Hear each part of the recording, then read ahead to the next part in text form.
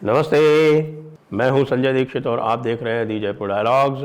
आरंभ करने से पूर्व आप सभी से अनुरोध है, जो लोग यहां पहली बार आए हैं और जिन्होंने सब्सक्राइब नहीं किया है वे सभी कृपया हमारी चैनल को सब्सक्राइब कर लें और हमारे सब्सक्रिप्शन प्लान्स को भी ज्वाइन कर लें।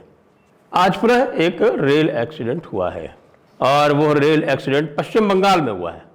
पिछला एक्सीडेंट जो था वो भी पश्चिम बंगाल के पास ही हुआ था, पश्चिम बंगाल से निकलते हुआ था। वो ट्रेन भी हावड़ा से ही जा रही थी और ये ट्रेन हावड़ा को आ रही थी। तो पश्चिम बंगाल का लगता है कुछ एक्सीडेंट से अधिक कनेक्शंस है। वैसे पश्चिम बंगाल में एक बात तो है, पश्चिम बंगाल में यूनियनबाजी पूरी दुनिया में सबसे अधिक है।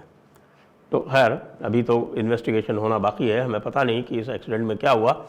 कंचनजंगा एक्सप्रेस जो सिलचर से हावड़ा जा रही थी उसको एक गुड्स ट्रेन ने पीछे से टक्कर मार दी। अब ये जो क्षेत्र है, ये देखिए जलपाईगुड़ी से जब निकलते हैं तो जलपाईगुड़ी से निकल के जो फांसी देवा क्षेत्र है वहाँ पर चिकन स्नेक में, सिलीगुड़ी वाली जो चिकन नेक है उसी में रंगापानी स्टेशन पर ये हादसा हुआ है। इस पर लोग कई तरह की कंस्पिरेसी थियरीज भी बता रहे हैं, लेकिन मुझे लगता है कि चूँकि मैंने कुछ दिन रेलवे में काम किया है तो इसलिए ये बताना आवश्यक है। कुछ लोग कह रहे हैं कि साहब देखिए कवच फेल हो गया। पहली बात तो आपको बता दें कि कवच जो है अभी बहुत लिमिटेड क्षेत्र में लगा है और कवच कोई जादू की छड़ी नहीं है। कवच भी एक सिग्नलिंग सिस्टम है। ये ऐसा एक सिग्नलिंग सिस्टम है जो सैटेलाइट बेस्ड जीपीएस से जुड़ा हुआ है और उसमें जो है जो कैब होती है, कैब में सिग्नल आते रहते हैं। कैब में सिग्नल के साथ साथ उसका ऑटोमेटिक डिटेक्शन भी होता है। यदि कोई दूसरी गाड़ी आ रही होती है ट्रैक पे तो उसका डिटेक्शन भी होता है और उसके साथ साथ वो सारा सिग्नलिंग सिस्टम से जुड़ा होता है। तो ये एक एडवांस्ड सिग्नलिंग सिस्टम है कवच, जिस तरह से यूरोपियन सिग्नलिंग सिस्टम होता है, तो जिसकी यहाँ पर कई बार बात की जाती है कि साहब की यूरोपियन सिग्नलिंग सिस्टम यहाँ भारत में लाया जाए। तो उसी का एक दूसरा फॉर्म है ये कवच सिग्नलिंग सिस्टम। कवच सिग्नलिंग सिस्टम का अब इनका भारतीय रेलवे का टारगेट है कि वो 10,000 रूट किलोमीटर में लगाया जाएगा, लेकिन अभी लगना तो बहुत लिमिटेड एरिया में ही शुरू हुआ है। तो मेरे ख्याल से तो अभी पूरा 1000 किलोमीटर भी नहीं हुआ है। तो इसलिए जो लोग हल्ला कर रहे हैं कि साहब कि अगर कवच सिस्टम होता तो यहाँ पर जान बच सकती थी, या फिर कुछ लोग कह रहे हैं कि साहब ये कवच सिस्टम फेल हो गया, दोनों ही बातें गलत हैं। ये जो आपका जलपाईगुड़ी वाला जो सेक्शन है ये तो इलेक्ट्रिफिकेशन में भी सबसे पीछे चल रहा है। अभी इसका इलेक्ट्रिफिकेशन अभी मेरे विचार से अभी कोई साल भर ही हुआ है कि ये इलेक्ट्रीफाई हुआ है। बाकी जो पूरा जो देश है उसमें ये बहुत पीछे चल रहा था। अब जाके इलेक्ट्रिक लोको पूरा गुवाहाटी तक पहुंचना आरंभ हुआ है। गुवाहाटी से डिब्रूगढ़ और गुवाहाटी से सिलचर जो है वो अभी भी डीजल इंजन से ही गाड़ियाँ यहाँ पर चलती हैं। तो इस मामले में ये थोड़ा पिछड़ा हुआ है, लेकिन जिस सेक्शन पे ये हुआ है वहाँ ऑटोमेटिक सिग्नलिंग सिस्टम था। ऑटोमेटिक सिग्नलिंग सिस्टम का मतलब होता है कि वो स्टेशन के बीच में, दो स्टेशन के बीच में सिग्नल होते हैं और दो स्टेशन के बीच में यदि और सिग्नल्स लगा दिए जाते हैं तो वो ऑटोमेटिक सिग्नलिंग सिस्टम हो जाता है, जिसमें ट्रेन जैसे ही क्रॉस करती है वो सिग्नल रेड हो जाता है और फिर दूसरी ट्रेन के लिए जब आती है तो वो सेंट्रल एक सिस्टम होता है, सेंट्रल रूट रिले बोलते हैं उसको, और वो सेंट्रल रूट रिले से वो सारे सिग्नल्स और पॉइंट्स सेट किए जाते हैं। तो ये ऐसे सिस्टम में दो बातें कही जा रही हैं। एक तो ह्यूमन एरर की बात बोली जा रही है कि भाई जो लोको पायलट था, अब लोको पायलट तो लोको पायलट और लोको पायलट का असिस्टेंट जो दोनों लोग इंजन में थे वो दोनों स्वर्ग सिधार चुके हैं। तो यह पता भी नहीं चलेगा कि भाई ये एक्सीडेंट जो है वो क्यों हुआ, उसने सिग्नल देखा या नहीं देखा, ये नहीं पता चल पाएगा।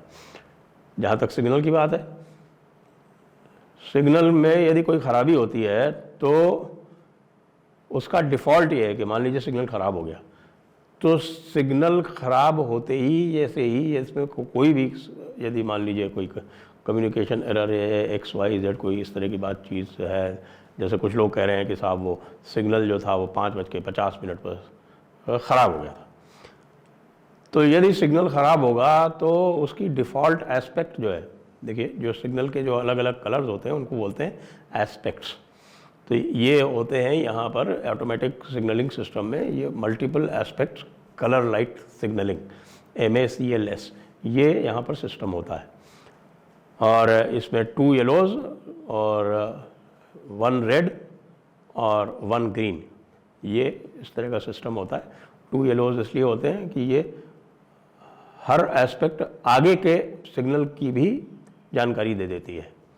तो मान लीजिए अगर 1 येलो है तो इसका मतलब ये होगा कि आगे वाला सिस्टम जो है वो आपको रेड मिलेगा। अगर 2 येलोज़ हैं तो इसका मतलब ये होगा कि आगे वाला सिस्टम आपको येलो मिलने वाला है। और यदि ग्रीन होगा तो यह बताता है कि आगे वाला सिस्टम भी आपको ग्रीन मिलेगा। और रेड है तो आपको रुकना ही है। तो इस तरह के लगभग फेल सेफ सिग्नलिंग सिस्टम में यदि गाड़ी सिग्नल जंप कर रही है तो 90% तो मैं यही कहूँगा कि 90% इसमें ह्यूमन एरर है।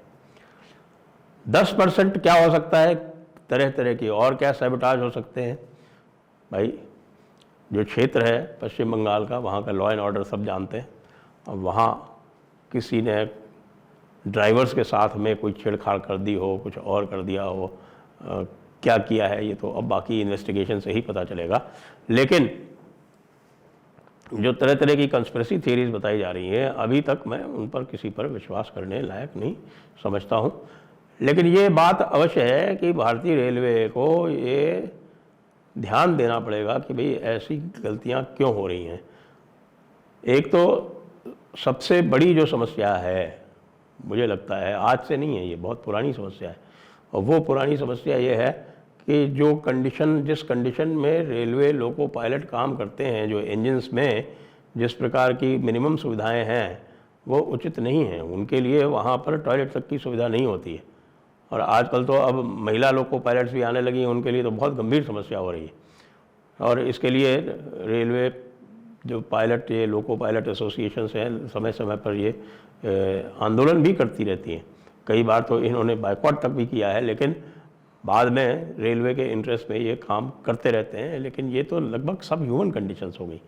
ऐसी कंडीशंस में यदि कोई ज़्यादा स्ट्रेस में हो और भाई बहुत कस के मोशन आ रहा है या बहुत कस के पेशाब आ रही है तो वो क्या करेगा, वो तो उसी स्ट्रेस में रहेगा कि भाई जल्दी से कहीं रोकें, कुछ करें, तब जाके हम जो है अपने आप को रिलीव कर पाएँ।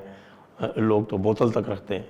यानी आप सोचिए ज़रा कि लोको पायलट्स जो है वो बोतल लेके चलते हैं, असहनीय हो जाता है तब तो वो बोतल में ही रिलीव कर देते हैं और बाद में कोई स्थान मिलता है तो फिर उस बोतल को डिस्पोज ऑफ करते हैं।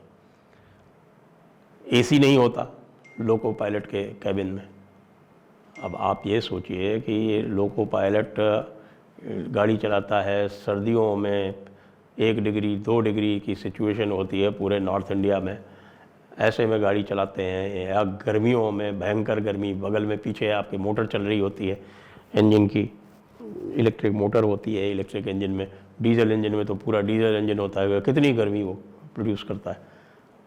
तो ये जो ह्यूमन एरर वाले जो एक्सीडेंट्स हैं उनके लिए लोको पायलट्स की जो स्थितियां हैं उसको सुधारने के बारे में हमारे रेल मिनिस्टर को अर्जेंट रूप से ध्यान देना चाहिए।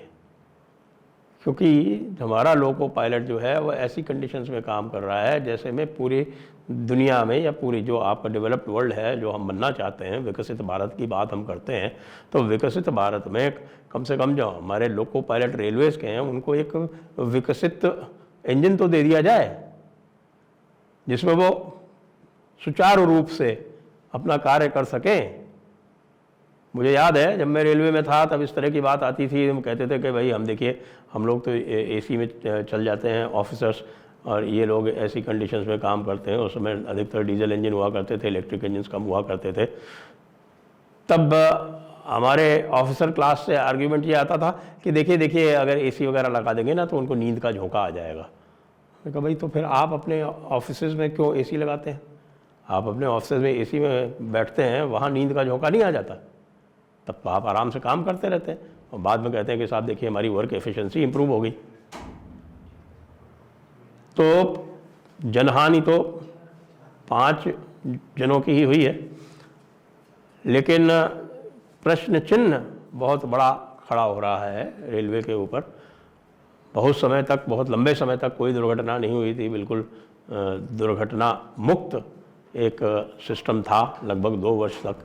लेकिन अचानक 2 बड़ी घटनाएं हो गई। एक जो उड़ीसा में हुई थी बालासोर के पास, और दूसरी ये घटना हो गई।